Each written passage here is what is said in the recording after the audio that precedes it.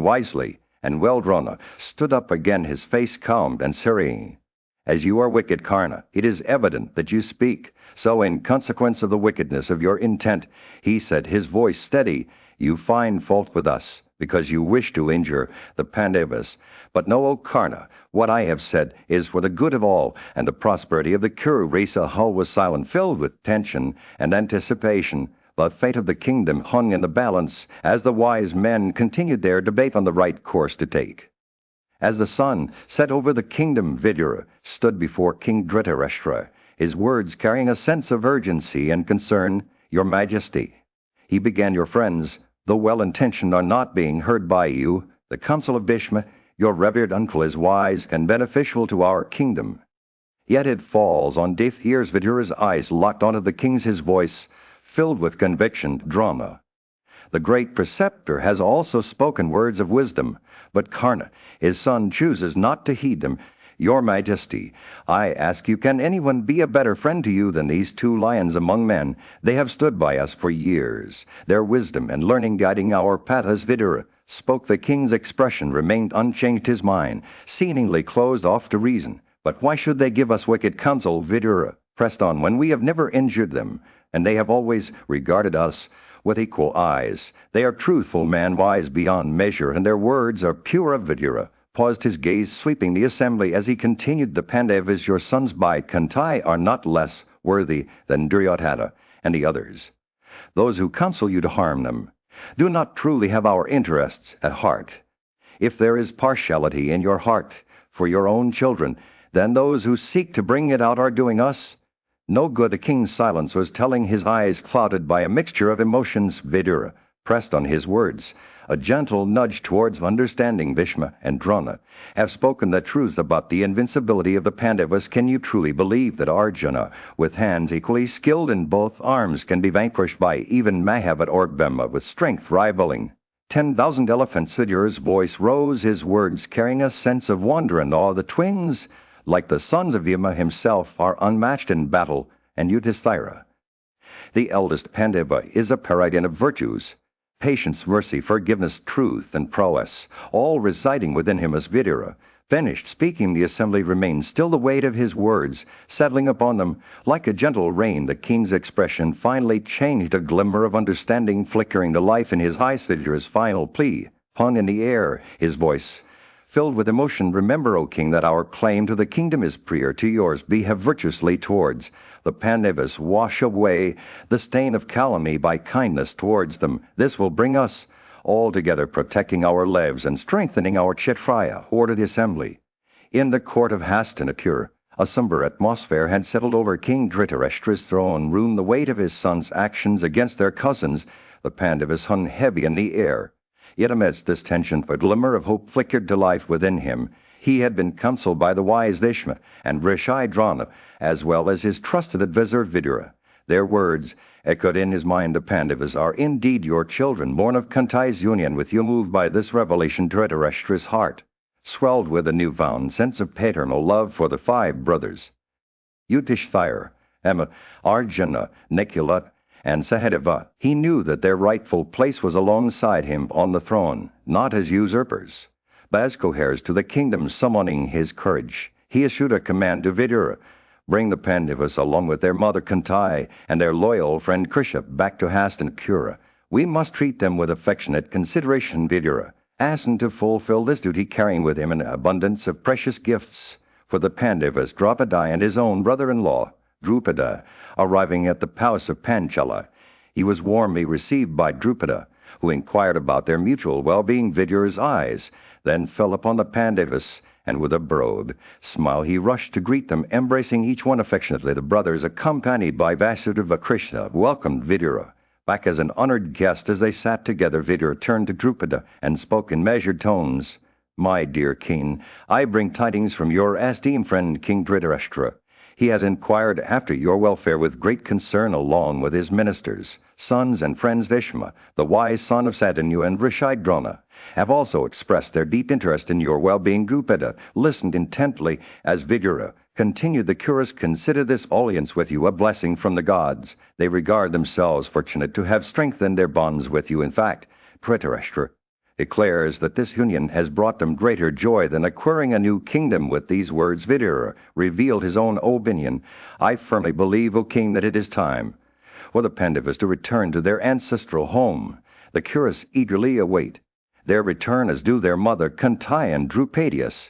He spoke. Vidura handed over the precious gifts from Dhritarashtra's court to the assembled group. Permit the Pandavas to revisit their kingdom. In the bustling kingdom of Hastinapura, a sense of excitement and joy filled the air as the Pandavas, led by Yudhishthira, prepared to return after their long exile in the forest. Their arrival was met with great enthusiasm by the people who had been eagerly awaiting their returners. They approached the city. Drupada, the king of Panchala, welcomed them warmly and expressed his happiness at their return. He acknowledged Vidura's wise words, which had brought about this reunion. Drupada proposed that the Pandavas should return to their ancestral kingdom, but he also suggested that it would be best for Yudhishthira and his brothers to make the decision themselves. Yudhishthira, ever the dutiful son, replied that they were now dependent on Drupada's kindness and would do as he pleased. Vasudeva, Krishna's other name, also agreed with Drupada's proposal, stating that it was best to follow his opinion given his knowledge of morality. Drupada then spoke up, saying that he shared Vasudeva's views considering the circumstances. He added that Yudhishthira himself did not seek the welfare of the Pandavas as earnestly as Krishna did. With Drupada's command, the Pandavas, along with Krishna and Vidura, set out on their journey to Hastinapura. As they approached the city, they were met by a group of Kauravas, including Vikarna, Shatrisna, Drona, and Kripa. The mighty arrows surrounded by this throne slowly entered the city of Hastinapura. People of Hastinapura were overjoyed to see their beloved princes return. As they made their way through the city, they heard various exclamations from the citizens who eagerly welcomed them back. Some exclaimed, "Here returns the Teja among men, conversant with all the rules of morality, and who always protects us as if we were his nearest relatives." Others said, "It seems that King Pandu, the beloved of his people, returneth today from the forest, doubtless to do what is agreeable to us." Finally, the Pandavas arrived at the palace, where they worshipped the feet of Dhritarashtra and Bhishma. They also inquired after the welfare of every citizen present. After resting for some time, they were summoned by King Dhritarashtra and Bhishma. Dhritarashtra addressed Yudhishthira, saying, "Listen, O son of Kunti, with the brothers, to what I say. Repair ye to Kandidaprastha, so that no difference may arise again between you and your cousins. If you take up your quarters there, no one will be able to do you any injury, protected by Partha Arjuna." In the midst of joy and happiness, the illustrious Pandavas, led by Yudhishthira, ruled over the kingdom of Indraprastha. With Krishna by their side, the scorchers of foes had obtained their kingdom at the command of Dhritarashtra, and were now seated on royal thrones, discharging all duties of governance. They sat together. A celestial rishi named Narada arrived in their midst, his wanderings bringing him to the sacred place. Yudhishthira, ever adhering to truth and virtue, offered Narada his own handsome seat, demonstrating the king's humility and respect for the wise one. After Narada was seated, Yudhishthira presented him with Arghya, a traditional offering of water and worship using his own hands. In reverence, Narada accepted the worship.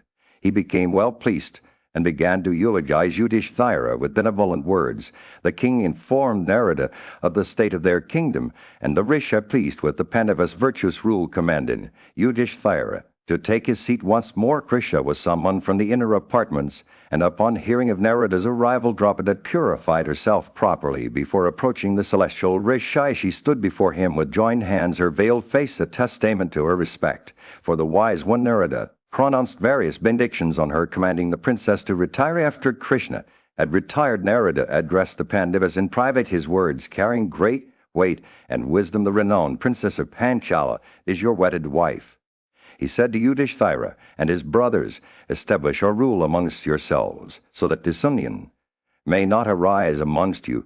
The rishi then recounted an ancient tale of two brothers, Sunda and Upasunda, who had been celebrated throughout the three worlds for their unbreakable bond. However, when Talatama, the daughter of the Azure king, appeared before them, the brothers' friendship was shattered. They were consumed by desire for this celestial beauty, and ultimately slew each other in her name. Narada warned Yudhishthira to preserve his friendship with his brothers, and avoid actions that might produce dissonance among the Mutish. Thera's curiosity was piqued, and he asked the Rishi about the origins of Sunda and Upasunda, their relationship, and the nature of Talatama. The king desired to hear everything as it had happened, his interest in the ancient tale, a testament to his desire for wisdom and knowledge. Thus Narada's words hung in the air like a gentle breeze on a summer day, carrying with them the weight of ancient wisdom and the importance of preserving friendship amidst great power. In the ancient days there lived two mighty Asurs named Sunda and Upasunda, born to Nikum, a powerful Daitya. The brothers were known for their unyielding resolve and identical nature, often resembling one individual split into two parts. They embarked on an arduous journey to achieve mastery over the three worlds. Their ascetic penances took place in the mountains of Vandaya, where they stood on their toes, threw pieces of their flesh into the fire, and lived solely on air. The brothers' resolve was unwavering, even as the gods attempted to distract them with precious possessions and beautiful women. The celestials employed their powers of illusion, conjuring up their loved ones in distress. But Sunda and Upasunda remained steadfast as the brothers continued their penances. The mountains began to emit vapors due to their intense austerities. The gods grew alarmed, and numerous obstructions arose to hinder their progress. However, the brothers persevered, unmoved by the celestial attempts to dissuade them. Finally, the Supreme Lord Brahman appeared before Sunda and Upasunda, acknowledging their unwavering dedication. He granted them their desires, mastery over all weapons, powers of illusion, great strength, and the ability to assume any form at will. Yet Brahman refused to grant them immortality, citing that they had performed their penances solely for the sake of sovereignty. Sunda and Upasunda requested a single exception: fearlessness in the face of each other. Brahman, pleased with their resolve, granted this boon as well with their newfound powers. The brothers ceased their asceticism, and Brahman returned to his realm. The mighty Daityas, now invincible, returned home, where they were greeted by their friends and relatives with great joy. Sunda and Upasunda cut off their mad locks, donned coronets, and adorned themselves in costly robes. They even manipulated the moon cycles to rise over their city every night out of seasonness. A result, the city of the Daityas became a hub of revelry and celebration. The sounds of feasting, singing, and laughter filled the air, accompanied by clapping hands and joyful uproars. Time itself seemed to stand still as Sunda and Upasunda indulged in every kind of amusement and sport. Their invincibility, allowing them to live life to its fullest extent, regarding a year as but a single day. In the midst of festivities celebrating the end of winter, the Daitya brothers, Sunda and Upasunda, began to weave a sinister plan. Their hearts ablaze with ambition, they sought to conquer the three worlds and claim sovereignty over all existence. They summoned their vast army, clad in armor and armed with deadly masses, axes, lances, and clubs. As the Charanas chanted auspicious hymns, the Daitya brothers set out under the cover of night. When the constellation Maha was ascending their triumphant procession echoed through the skies as they soared towards the realm of the gods. The celestial beings, aware of their approach, fled to the region of Brahman in terror, endowed with fierce prowess. Sunda and Upasunda effortlessly conquered the regions of Indra, vanquishing the Yakshas, Rakshasas, Nagas, and other creatures that inhabited the skies. Their campaign next took them to the nether regions, where they subjugated the Nagas and then descended into the Asin itself. The Mlekshas, a tribe living in the depths of the sea, trembled before their might with an unyielding resolve. Sunda and Upasunda summoned their soldiers on the eastern shore of the great Asin. Their orders were clear: Brahmanas and royal sages must be slaughtered, for they are the enemies of the Asurs, perpetuating the gods' power through sacrifices and rituals. The Daitya brothers set out to fulfill this cruel command. Leaving a trail of destruction in their wake, they brutally slew the Brahmanas, performing sacrifices, and the royal sages who assisted them as their soldiers cast the sacrificial fires into the Asin. The curses uttered by the illustrious Rishis proved futile against the Asur brothers' boons granted by Brahman. The Rishis fled in terror, abandoning their sacred vows and rituals. Even those who had achieved ascetic success and were deeply devoted to meditation could not resist. Sunda and Upasunda's wrath. The once peaceful asylums of the Munis laid aside their sacred vessels, shattered and their contents scattered on the ground. The universe seemed to crumble as if its very fabric was torn apart during a cosmic dissolution. When all the rishis had disappeared, Sunda and Upasunda began to assume various forms, those of maddened elephants, lions, tigers, and other beasts with these terrifying guises. They stalked their prey, hunting down the remaining rishis who had taken refuge in caves. Their cruelty knew no bounds, as they slaughtered their victims with impunity. The earth was left barren, devoid of sacrifices, festivals, and rituals. Kings and brahmanas were exterminated, leaving behind a desolate landscape. A people cowered in terror, crying out in despair as all commerce ceased. Towns and asylums became empty shells, litter. In a distant realm, the celestial rishis, siddhas, and high-souled rishis were overcome with grief as they beheld the devastating act of universal slaughter committed by Sunda and Upasunda. Their passions, senses, and souls under complete control, they approached the abode of the grandsire, moved by compassion for the universe. Upon arriving at the grandsire's residence, they found him seated among gods, siddhas, and brahmarshis. The god of gods, Mahadeva, was present alongside Agni, Vayu, Suma, Shurya, Sakra, and other esteemed rishis. The air was thick with anticipation as the celestial rishis recounted to the grandsire the atrocities committed by the Ishur brothers. They described, in vivid detail, every aspect of their crimes, leaving no stone unturned. The grandsire listened intently, his mind weighing the gravity of the situation. After a moment of reflection, he resolved to put an end to Sunda and Upasunda's reign of terror. Summoning Viswakarman, the celestial architect, he commanded him to create a damsel capable of captivating all hearts. Viswakarman bowed down to the grandsire and began his task with great care. He collected the finest features from various gems and infused them into the body of the damsel. The result was Talatama, a celestial maiden whose beauty rivaled that of the embodied Sri herself.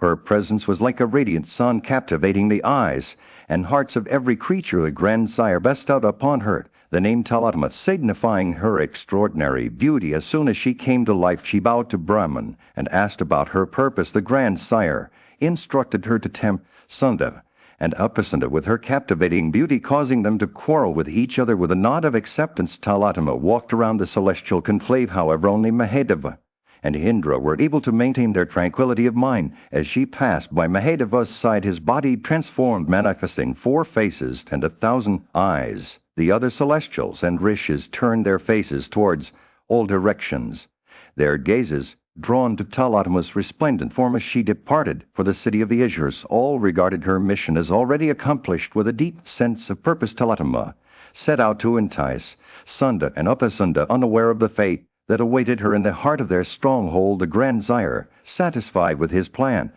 dismissed the celestials and rishis, leaving them to await the outcome of Talatama's mission.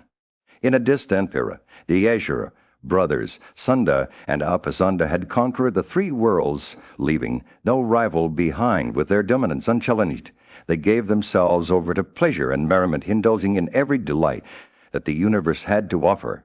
They would often gather on a table under the Vindhya range, surrounded by blossoming trees and lovely women who would dance and sing in their praise. One day, as the brothers sat on an excellent seat accompanied by these damsels, Talatama appeared on the scene.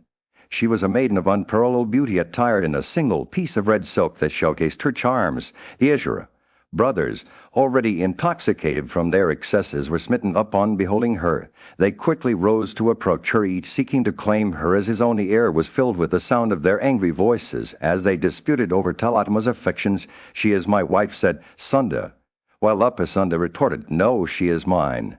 The brothers' words turned to blows, and soon they were exchanging fierce masses, each insisting that he had been the first to claim her hand. Their bodies crashed to the ground, bathed in blood like 2 suns dislodged from the firmament. The women who had accompanied them fled in terror, taking refuge in the nether regions. The grandsire of all creatures, Brahma, arrived on the scene, accompanied by the celestials and great rishis. He applauded Talatama's beauty and expressed his desire to grant her a boon.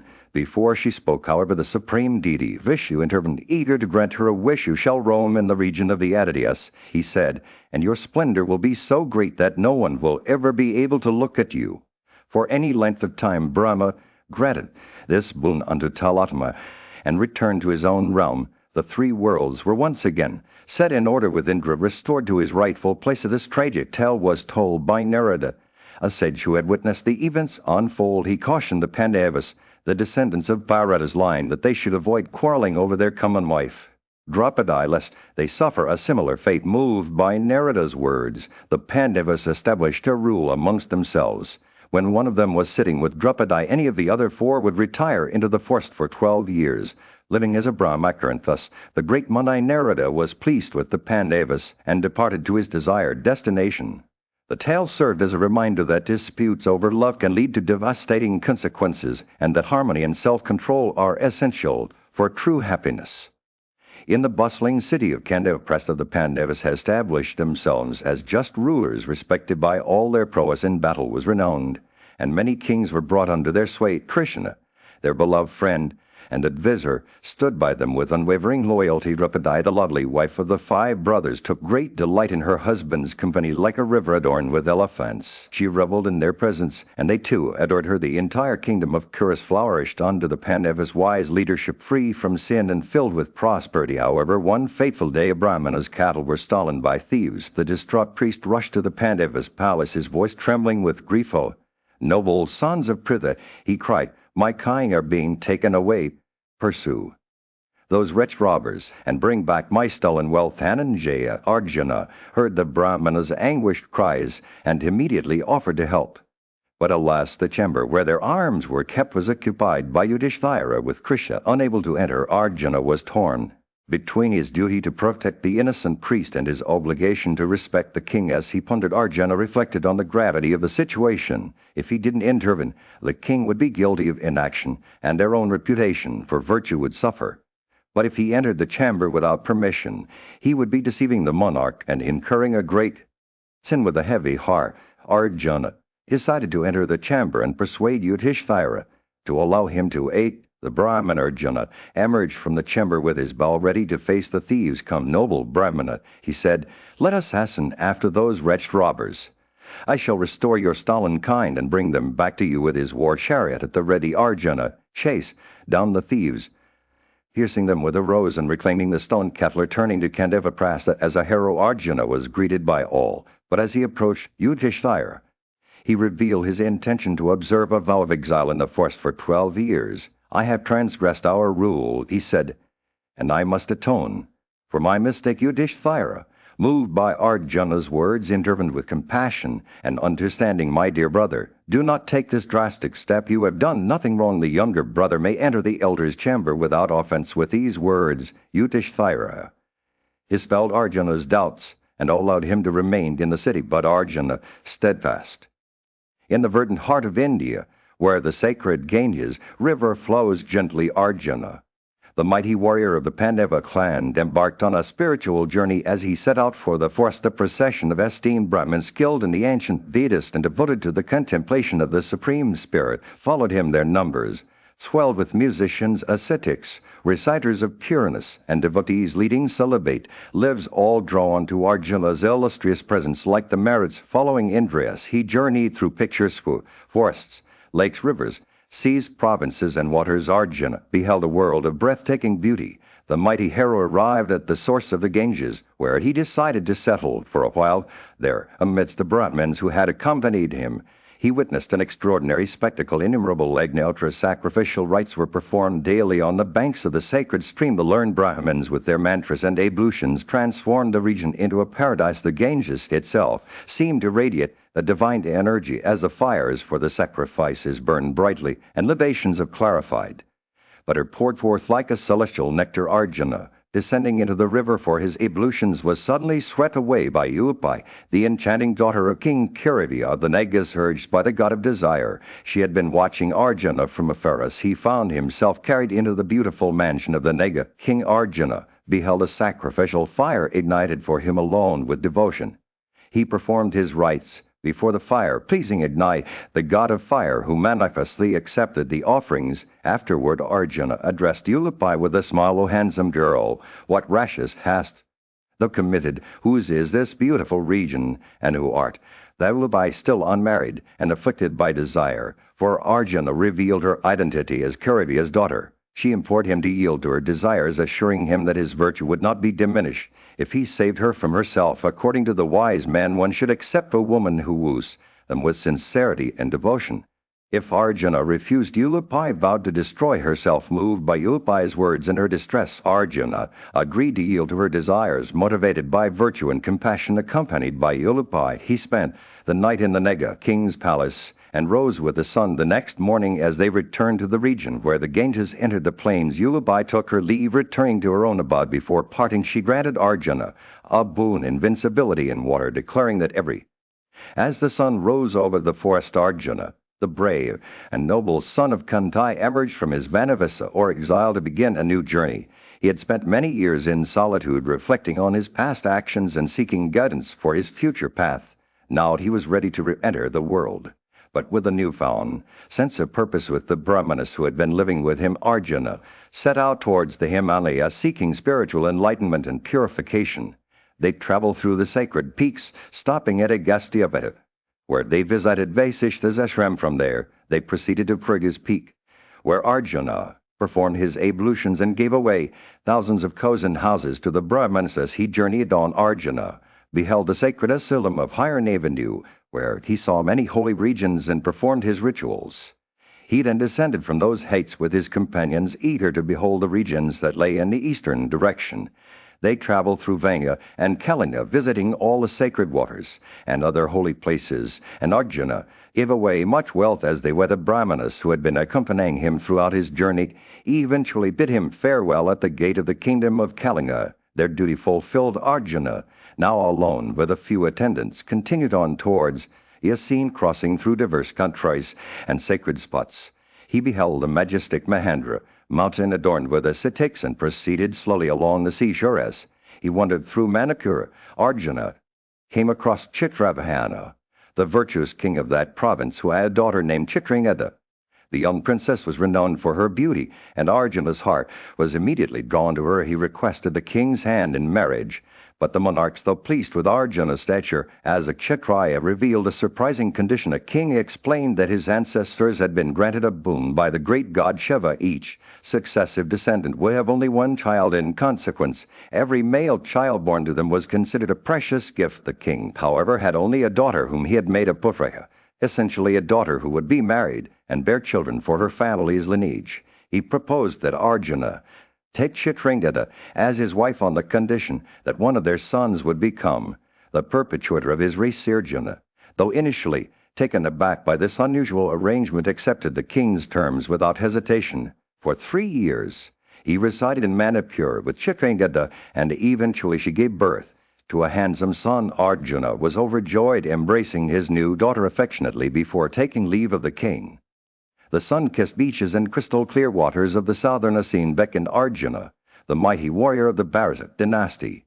He had heard tales of the sacred rivers that flowed into these waters, each one imbued with the blessings of ancient rishis. The 5 rivers, Agastya, Salvadra, Holama, Karandama, and Bharadwaja, were said to possess mystical properties capable of washing away the sins of those who bathed in their waters. As Arjuna approached these revered rivers, he noticed that they seemed deserted. The virtuous ascetics who dwelled nearby avoided these waters, whispering among themselves about a dark secret. A group of peace men with hands joined in reverence shared the truth with Arjuna. These 5 sacred waters are shunned by us because they are home to 5 fearsome crocodiles that prey on unsuspecting ascetics who dare to bow with them. Arjuna's curiosity was acrid. He had always been drawn to the unknown and the unexplained despite the warnings.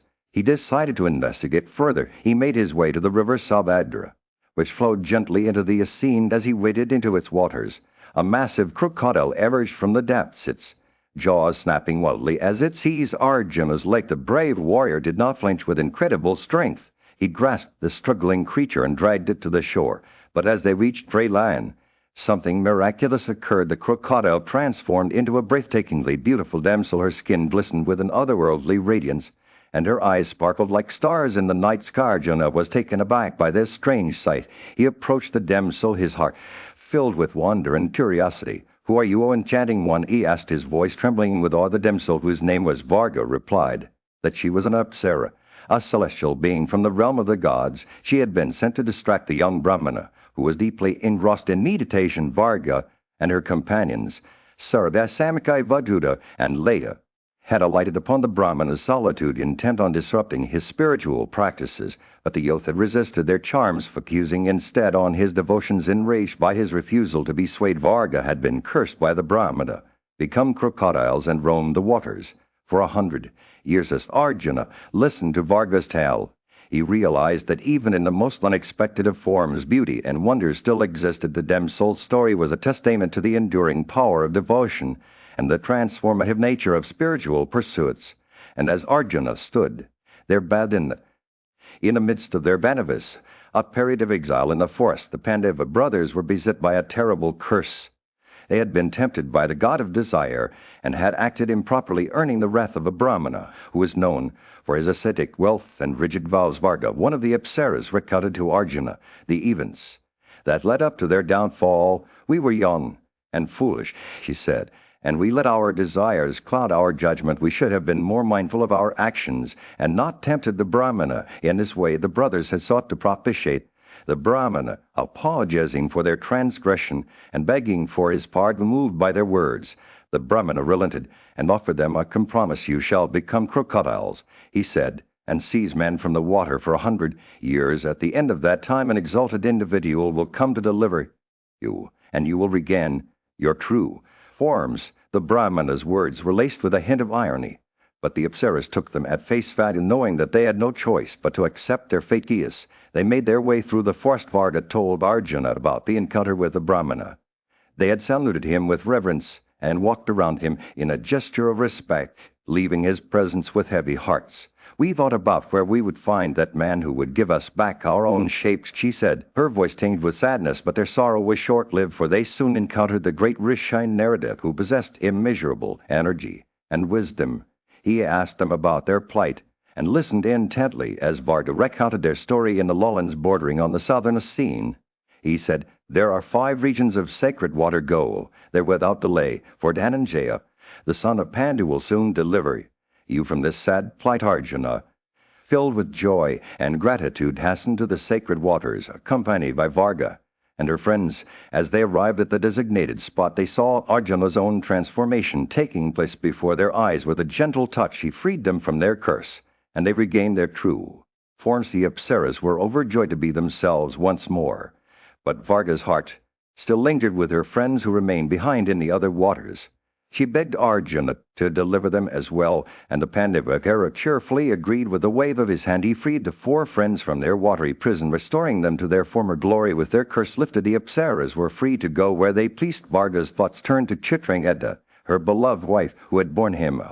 As Arjuna continued his journey, he wandered along the shores of the western scene, taking in the breathtaking beauty of the sacred waters and holy places. His immeasurable prowess led him to Parva, a region so delightful that it was as if the very gods had smiled upon it. Little did he know Krishna, the slayer of Madhu, had heard of his arrival. Krishna's curiosity got the better of him, and he hastened to meet Arjuna, their dear friend and fellow Rishi. As they reunited, embracing each other warmly, Vasudeva asked Arjuna about his travels, inquiring why he was wandering the earth, beholding all these sacred sights. With a heart full of wonder, Arjuna recounted everything that had transpired on his journey. Krishna listened intently, nodding his head from time to time as if confirming that this was indeed the path laid out for him. "This is as it should be," he said, finally, with a gentle smile. And so the 2 friends spent some time at Parva, indulging in each other's company and sharing stories of their adventures. As the sun began to set, they decided to head to Revatek mountain, where Krishna had instructed his artificers to prepare a grand welcome for Arjuna.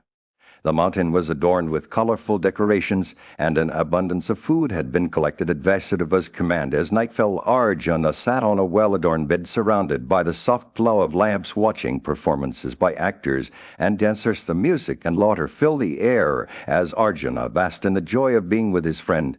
But soon sleep overtook him, lulled by the sweet melodies of the Vina and the panegyrics of the bards. When he awoke the next morning refreshed and invigorated, Vasudeva greeted him warmly, and they began their day anew. After performing the necessary rituals and ceremonies, Arjuna was affectionately accosted by Krishna.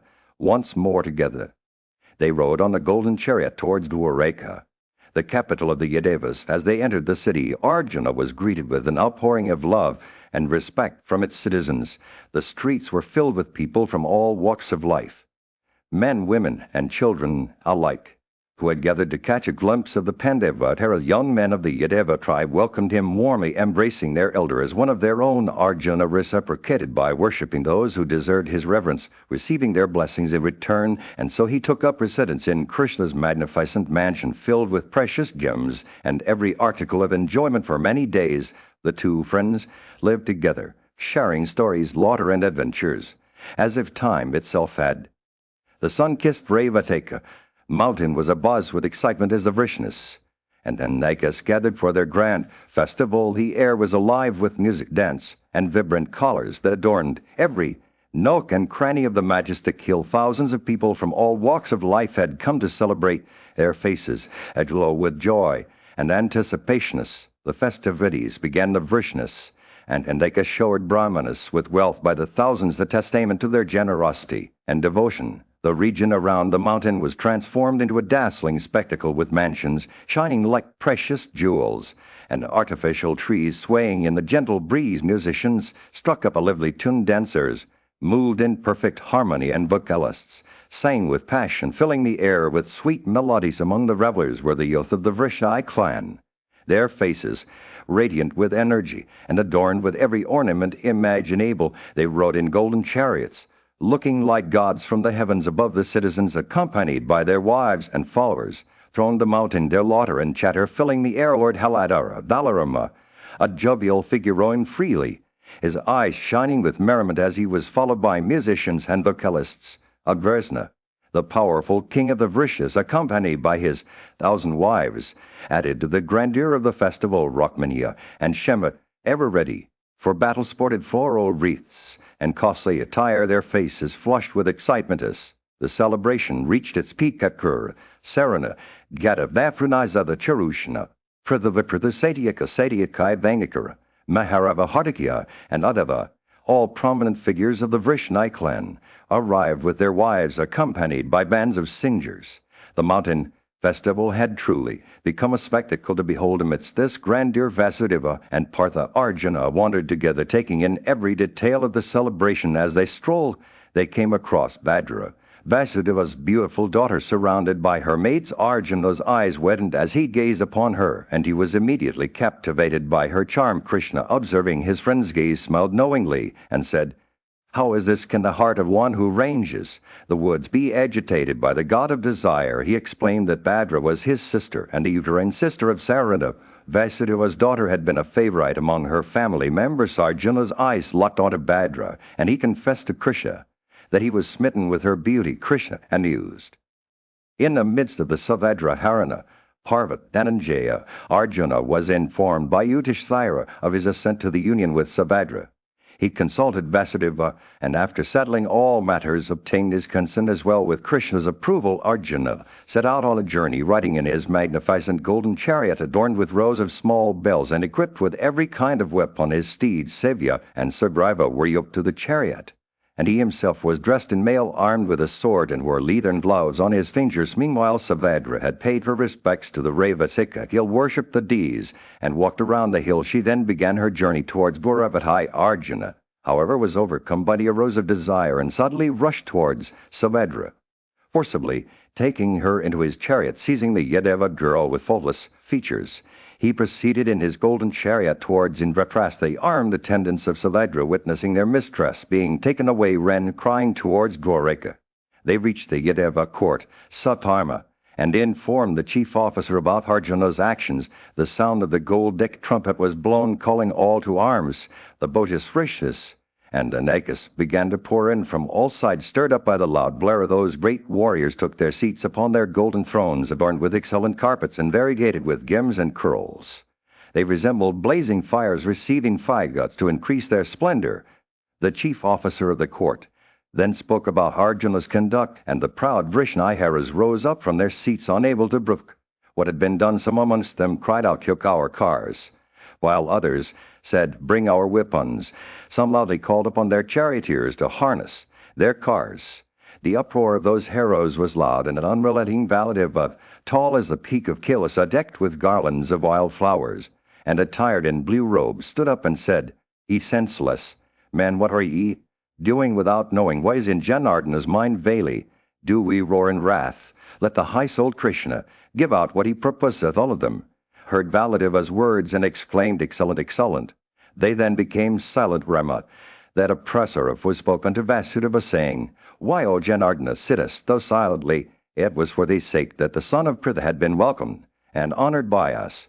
In the city of Dwarka, Vasudeva, the wise and revered leader of the Vrishni clan, had a profound conversation with his son Krisha. The topic was the marriage of Subhadra, Krisha's sister, to Arjuna, the renowned warrior from the Pandava dynasty. Vasudeva expressed his deep admiration for Arjuna, stating that he had not insulted their family by taking Subhadra away by force. Instead, Vasudeva believed that Arjuna had enhanced their respect through this union. Vasudeva's words were laced with wisdom and compassion.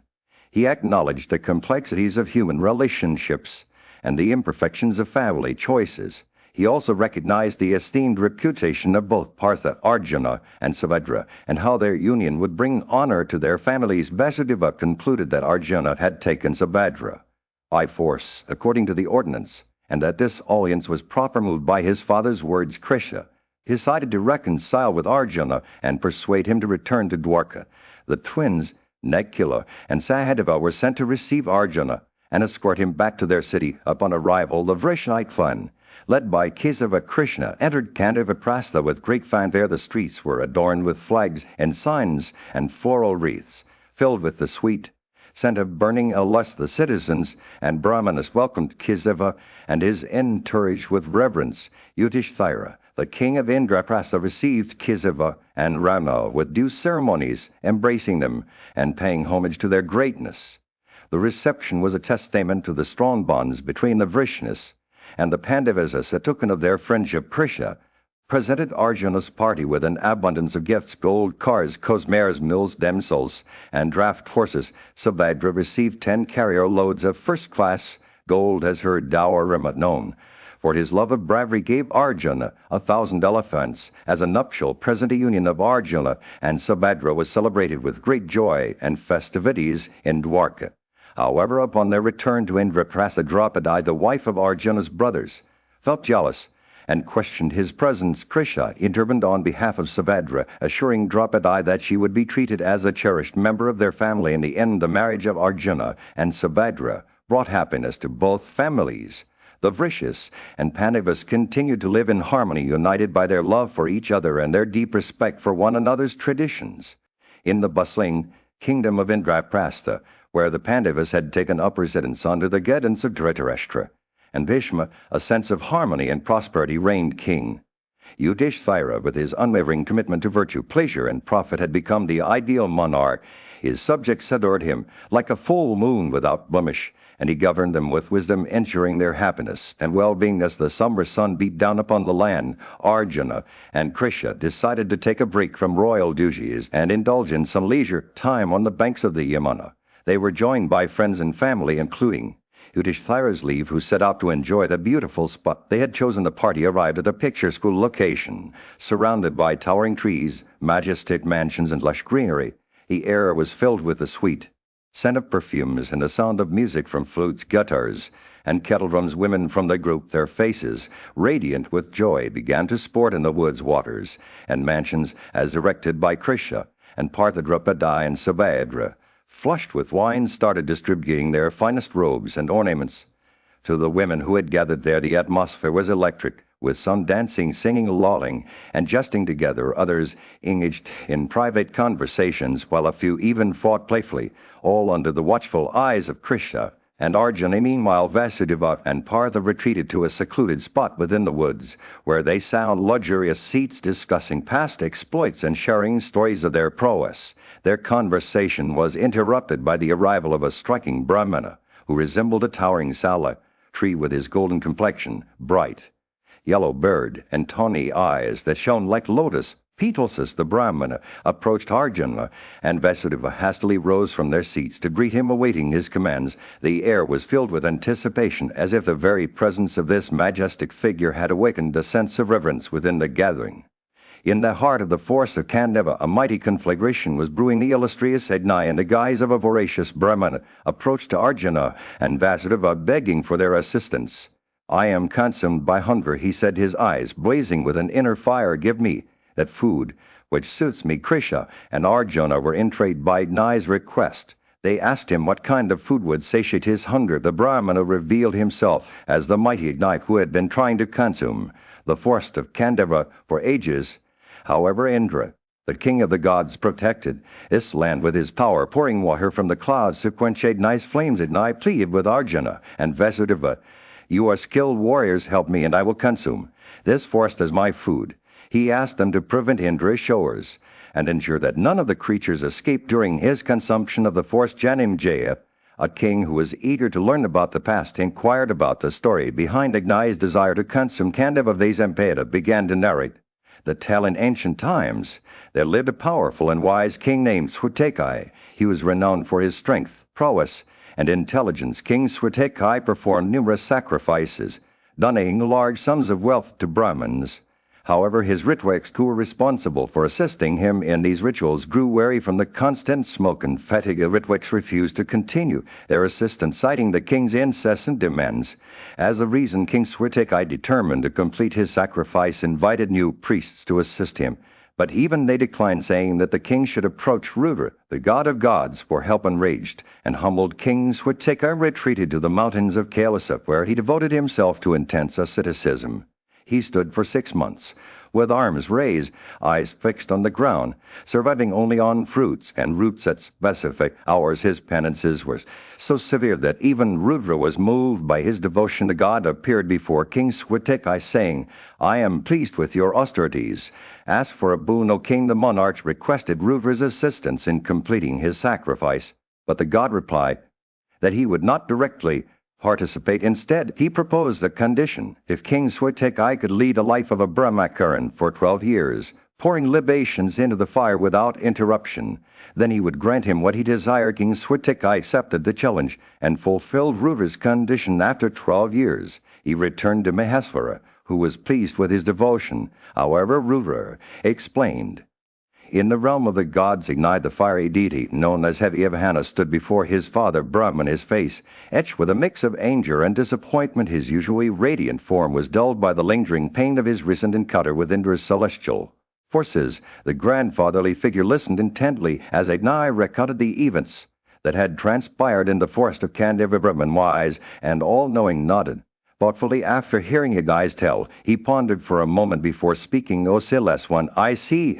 a way to fulfill your desire to consume the forest today, even in the presence of Indra." His words dripped with an air of confidence as he continued, "The divine twins, Nara and Narayana, have taken human form on earth. They are known as Arjuna and Vasudeva, and they reside within the very forest you seek to consume." Yajna's eyes lit up with hope as he hastened towards the dew. He found them in the midst of their ascetic practices, surrounded by the tranquil beauty of nature. The fiery deity approached them with a sense of urgency, sharing Brahman's words, "O Arjuna and Vasudeva, I have come to seek your aid in consuming the forest of Kandava. The gods themselves seem to be against me, but with your help, I am confident that we can succeed." Arjuna, ever the warrior, listened intently as Yajna spoke. His eyes sparkled with a hint of curiosity, and he replied, "O Pavak, I have no issue with fighting against the will of Indra, but I require certain accommodations to fulfill this task." He paused, surveying his surroundings before continuing. "I need a bow that can bear my strength in battle, one capable of unleashing arrows that would never run out, in a chariot that could match the speed of the wind itself." Krishna, ever the sage, smiled knowingly as Arjuna spoke. He nodded in understanding, his eyes gleaming with an inner light. "O Yajna, I too have my own requirements to fulfill this task," he said, his voice low and measured. "I need steeds that can match the swiftness of the wind, a chariot that shines like the sun, and arrows that would never falter in their duty." Yajna's face lit up with excitement as he listened to Arjuna and Krishna's words. He knew that together they could overcome any obstacle, even the will of Indra himself. With renewed determination, Yajna vowed to aid them in their quest promising to provide the means by which they might succeed. As the three of them stood united, a sense of purpose filled the air. The fate of the forest of Kandava hung precariously in the balance. In the heart of the forest of Kandava, a grand gathering was taking place. Arjuna, son of Pandu, had arrived at the sacred abode of Pavika, the fire god, seeking his assistance in a great task with reverence and respect. Pavika listened to Arjuna's words, and then with a nod, he summoned Varuna.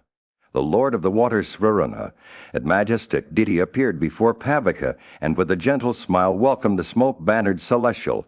The conversation between them was brief, but significant. Varuna, knowing that Pavika desired to give him something, replied that he would grant his wishes. Pavika then handed over to Arjuna the magnificent bow Gandhava adorned with excellent colors and variegated with intricate designs. This was no ordinary bow, it was a celestial instrument of war capable of vanquishing any enemy. Arjuna received the bow, his eyes sparkled with joy, and he felt invincible. He knew that this gift would aid him in his quest to conquer the three worlds. Pavika then presented Krishna the slayer of Madhu with a discus, an iron pole attached to its center. This was no ordinary weapon, it was a fiery instrument capable of vanquishing even the gods and demons. With these gifts, both Arjuna and Krishna felt empowered, ready to face any challenge that lay ahead. They thanked Pavika for his generosity and expressed their gratitude towards him. The Lord Varuna then granted them another gift, a mass named Kaumudekai, capable of slaying every Daitya and producing a roar like thunder. As the three divine beings stood together, their conversation turned to the task at hand. Arjuna and Krishna vowed that with these gifts they would conquer even the celestials and Asuras combined. Pavika smiled, knowing that his wishes had been granted. With a wave of his hand he ignited 7 flames surrounding the forest on all sides. The forest of Kandava trembled as ignited flames engulfed it, consuming everything in their path. The trees swayed in terror, their leaves withering away as the inferno raged on. Pavika's form had become a blazing furnace, his energy burning fiercely like the king of mountains. Meru bathed in the rays of the sun. As the flames danced across the forest floor, Arjuna and Krishna stood watch ready to join the battle against the Naga, Takshaka, who sought revenge for the death of his friend with their newfound powers. They were confident that nothing could stand in their way. The stage was set for a grand battle, one that would shake the very foundations of the three worlds. In the heart of the Kandava forest, a great slaughter unfolded as the mighty warriors Krishna and Arjuna rode into battle. Their chariots, adorned with golden armor, seemed to be one entity, their drivers moving in perfect syncopation as they swept across the land. The brothers' presence was like a storm, leaving no creature untouched. The forest burned, creatures fled in terror, their cries echoing through the air. Some stumbled, their limbs scorched by the flames, while others ran wildly, blinded by the smoke and heat. Mothers cradled their children close, fathers shielded their families, but it was too late. The inferno consumed them all. Tanks and ponds within the forest boiled over, killing the fish, and tortoises that dwelled within. The air was filled with the stench of burning flesh as animals perished, their bodies reduced to charred remains. Birds took flight only to be pierced by Arjuna's swift arrows, sent tumbling into the blazing inferno below. As the slaughter continued, the forest became a maelstrom of chaos and terror. The creatures' cries rose to a deafening roar, rivaling the cacophony of the churning of the Ocean in days of yore. Even the gods themselves were moved by the spectacle, their anxiety palpable as they beheld the destruction. Indra, the king of the gods, was approached by his celestial friends, who asked him to explain why Ignite, the fire god, was unleashing such devastation upon the world below. Has the time come for the end of all things? They inquired. Indra's response was a call to action.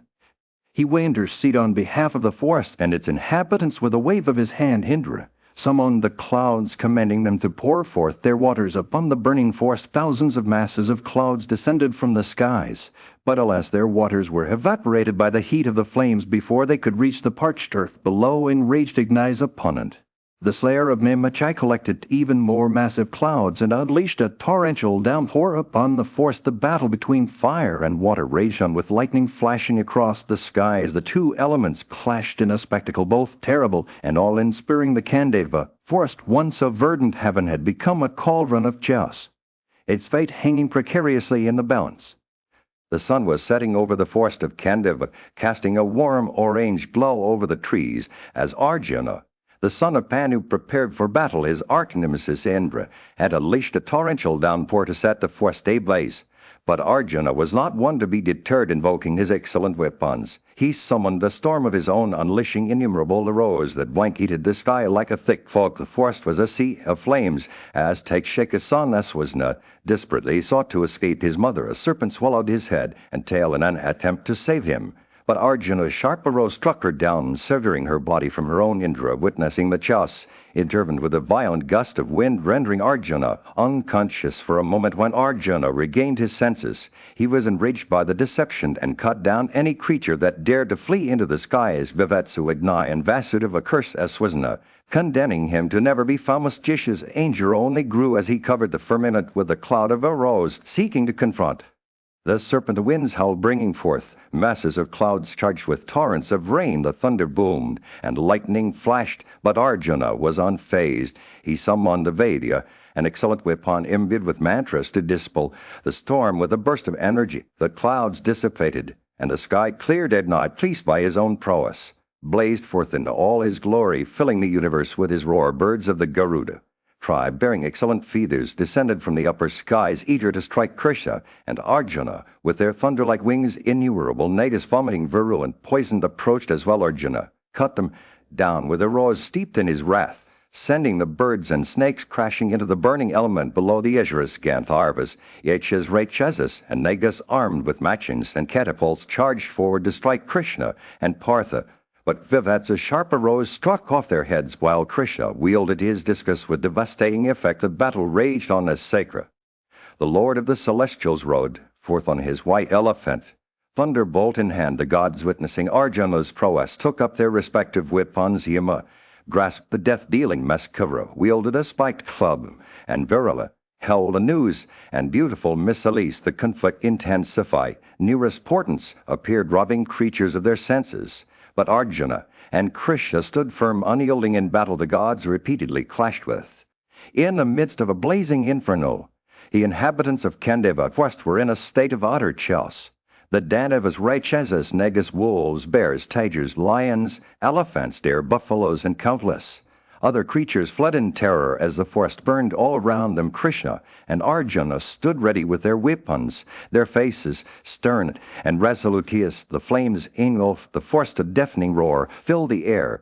The creatures, paralyzed by fear, lost the power of movement. Krishna, his dark hue seeming to darken the very sky itself, hurled his discus at them. The discus sliced through the chaos, cutting down hundreds of creatures and sending them tumbling into the mouth of Agni. The god of fire at Asurus, besmeared with blood and fought, resembled evening clouds in their mangled state. Krishna moved like death itself, slaughtering Pisacus, birds, Nagas, and other creatures by the thousands. His discus, repeatedly hurled from his hands, returned to him after each slaughter, as if eager for its next victim. The Celestials, who had gathered to put out the flames, realized that they could not protect the forest from Krishna's might. They retreated, abandoning their efforts. Indra, the chief of the immortals, beholding their retreat, felt a surge of joy and applauded Krishna and Arjuna for their prowesses. The Celestials fled. An incorporeal voice boomed out, addressing Indra. Know from my words, O Vasudeva, that Vasudeva and Arjuna are incapable of being vanquished in battle by anyone.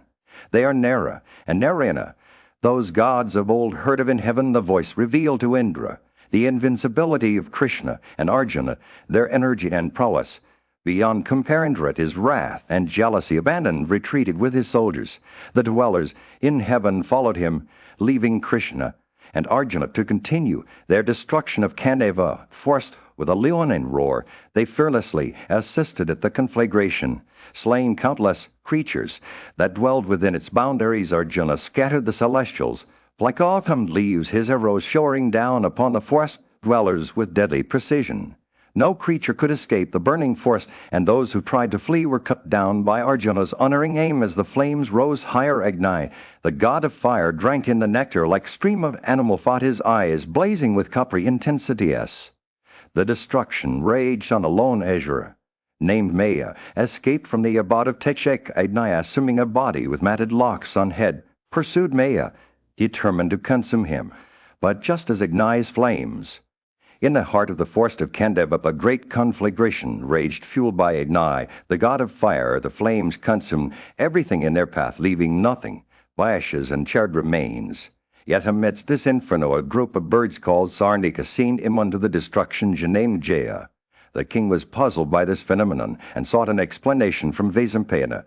His wise advisor Vesampayana began to recount the story of Mandapal, a renowned sage who had devoted himself to asceticism and the study of the sacred scriptures. Mandapala had reached the pinnacle of spiritual growth. But despite his devotion, he was unable to transcend the cycle of birth and death.